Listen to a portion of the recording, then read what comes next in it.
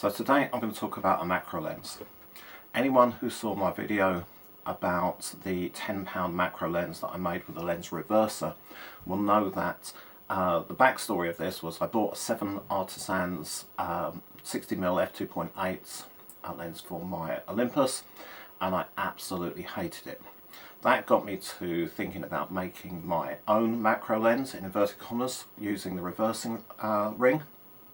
But today I want to look at this particular beast.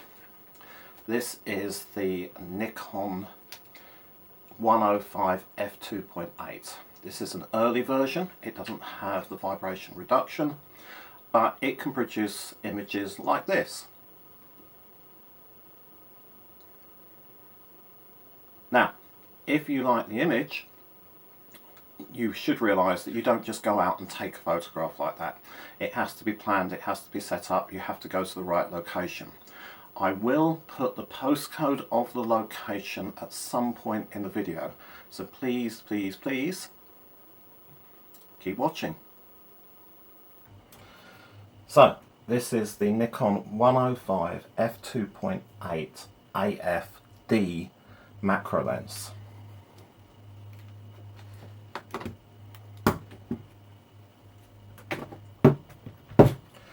The D signifies that you can change the aperture using this aperture ring. It is a 1:1 macro lens, but that comes with a health warning.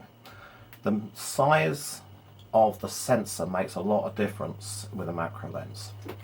If you have a very big sensor, then it's probably not quite 1:1.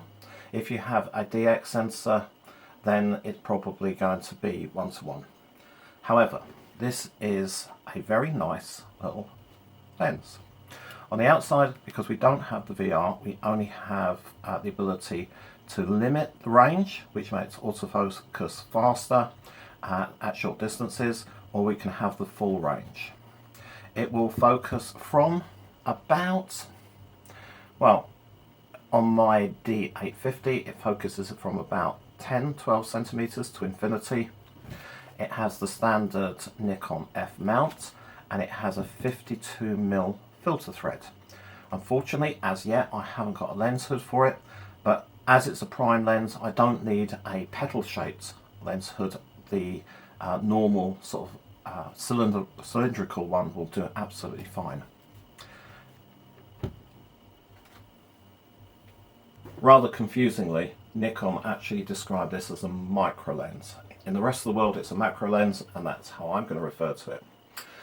So Nikon call this the Nikon AF Micro Nikkor 105 f2.8D. The D of course refers to this external aperture ring that you can alter should you have the camera that requires that. So close focus is about 1:1. Depending on the camera, of course, this changes.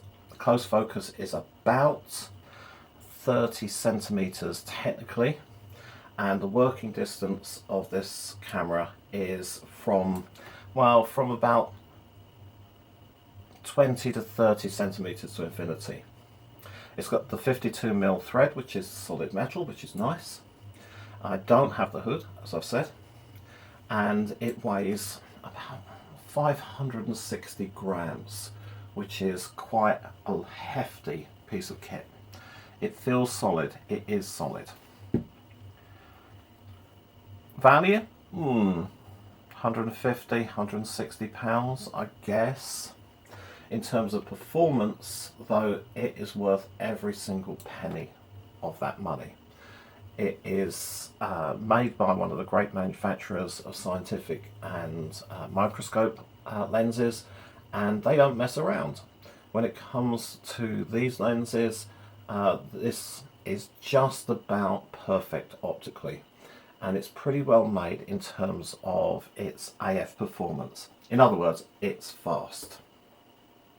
Now, the way that I use this, if you think about the exposure triangle is made up of 3 elements: the f-stop, the shutter speed, and the ISO rating of the sensor. The way I choose to use it is that I set up this my camera with at about f8. I set the shutter speed manually at about 1/400th of a second, and I let the camera automatically adjust the ISO. I don't worry about the grain, in fact I don't worry about anything that I can't fix. I would rather a sharp, in focus image with a bit of grain than trying to keep the ISO down low all the time. That for me is kind of fundamental, and it is a way of taking photographs that allows me to adapt rather quickly in most cases. What I have noticed with this one though, and it's a feature of the camera rather than the lens, is that it has a tendency to overexpose. So I do a bit of chimping, I have a look at the back, and if the image looks too bright, then I'm going to bring down the exposure by a stop. That said, that's not the lens. That's the lens talking to the camera and the camera getting it wrong, which is a shame because a D850 is a beautiful, beautiful camera. That's all I'm going to say about this really. I'll show you some more images.